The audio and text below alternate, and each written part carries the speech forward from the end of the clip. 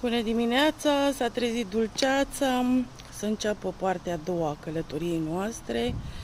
Mai avem de vizitat un drum și un cimitir.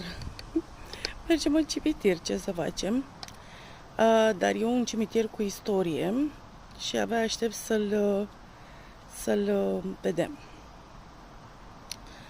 Între timp, rămâi aproape, nu o să te mai iau tot drumul cu mine, că n-are rost, o să trecem direct pe drumul respectiv și o să-ți povestesc ce mai e de povestit.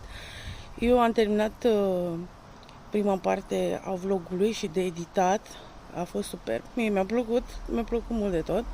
Aștept un like de la tine și un subscribe, mă ajută foarte mult. Între timp, partea cealaltă pe care o vezi tu e ce văd eu acum în față când filmez, floricelele mele. Așa că să plecăm la drum.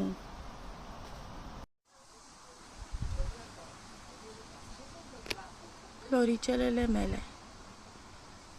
Floricele pe câmpii, hai să le adunăm copii. Era o melodie când eram eu mai mică.